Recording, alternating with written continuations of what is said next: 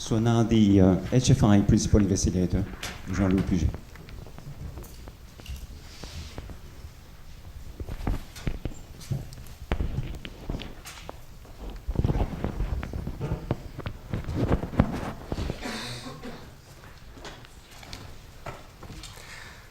Good morning, everybody. It's really a pleasure also to be here 20 years later. And I think this conference is really an important step in CMB cosmology and probably for cosmology as a whole. I'm not going to show any slides. I think you are going to see a lot of power spectra and maps during this day and eventually in the following days. I just want to point out a few things about the goals we were setting for ourselves 20 years ago and where we stand today, and invite you to watch, as the various presentations go on, some numbers and ratios. We were setting, in fact, in this proposal, very ambitious goals. But sometimes we saw too ambitious goals, which was to be able to extract basically all the information in the CMB temperature and isotropies, which basically run out of steam when you get an angular resolution of about 5 arc minutes, or a multipole of about 3,000. And at the same time, try to, for individual detectors, because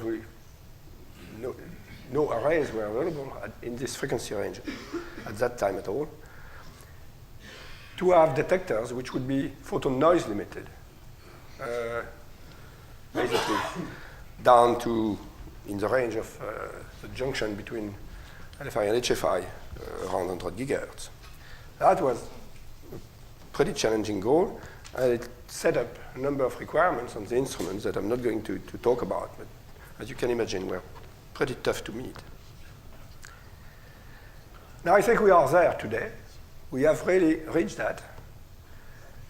And the challenge now, it has been in the years since we got, in fact, the first data, in the data processing and really extracting the information out of the raw data, which have basically reached that goal, those I said before. Just to illustrate that, at the first peak of the CMB, at a multipole of 200, where you have a power spectrum expressed, as you will see many times, in L plus 1 CL over 2 pi, of about a bit more than 6,000 micro K square. And when we are there, some of the null tests on the middle range is at the sub-micro Kelvin level. It's a factor 10 to the, more than 10 to the 4. Which means that there, the noise is way down. It's not the limitation. And what we had said in the proposal, where, including 1996, when we proposed the instrument, was we were going to be limited by, probably by the understanding of the foregrounds and the systematic. And once again, I think we are there. Just another example. Now, if you go to the limit where Planck is limited by cosmic variance, basically, if we wait a few million years, it's a bit long, but we would get another CMB sky, and this CMB sky would have, for all these L, a different image, especially at the low L. Nevertheless, if I take around this limit the power spectrum, which is about typically 800 in micro K square in the same units and so on, the foreground there, typical, the extragalactic foreground, the point sources which rise with angular resolution, of course, and the other ones, the correlated part from the infrared galaxies, or ZSZ, Saniev-Zeldovich effect, are around typically between 1 and 10 micro K square. And so we have been able to remove them at a level of a few micro K square, which is 1%. So 10 to the 4 signal to noise, basically. at the first peak, 1% in removing the foreground at 1500. So think about that. Signal to noise at this stage is not the main worry of Planck. And we are getting into a regime where CMB experiments, including the IL1 from the ground and so on, will probably be limited by foreground and by systematics. So we are getting into a new range of things. So just a last word on that. The foregrounds are very different. If you look at the low frequency side and the high frequency side, and the combination of the two instruments were really built for that. We needed to measure basically dust emission, either in distant galaxies or in our galaxy, on the high frequency side. So we went up to almost 1 terahertz for the upper limit of the highest frequency band, and 30 gigahertz on the other side to detect basically the synchrotron emission. So that's one thing we built, and we know now that it's not yet a very strong limitation for getting the main parameter of the lambda CDM model.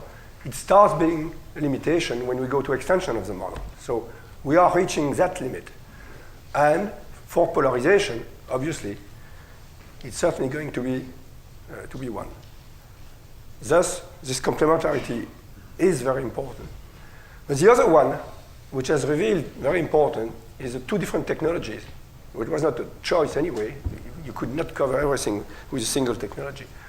But two different technologies allows you, in the two nearest frequencies, and you'll hear about that, to check systematic effects and make sure that you understand what you are doing in terms of systematics at those levels, which is, once again, micro k square when you are in the middle range, where, as you will see, we are getting most of the cosmology out.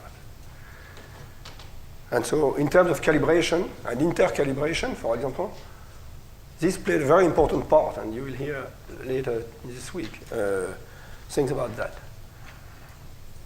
So the polarization, which is a few percent of the intensity, is going to hit all these limits together. And it's a very tough, it's going to be a very tough job.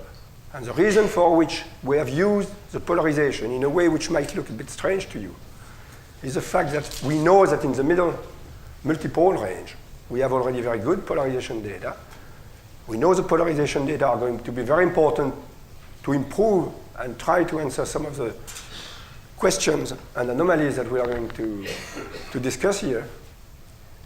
But these will be, and you will show, we'll see plots of the polarizations we have included in our analysis, which are just saying what is the model derived from the temperature.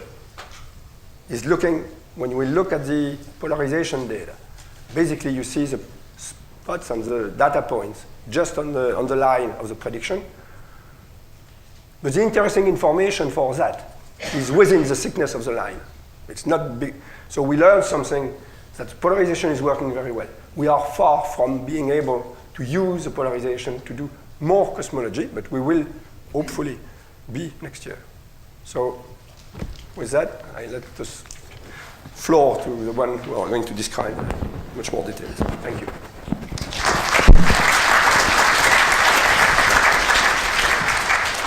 Thank you, Jean-Luc. So now it's the presentation, the overview of the Planck mission and products by the project scientist, Jan Tauber. I will take questions after the end of this presentation. So, Jan, I'll warn you 5 minutes before, okay? Okay, let's see if I can find the presentation here. So again, there will be some 5 minutes at the end for the questions.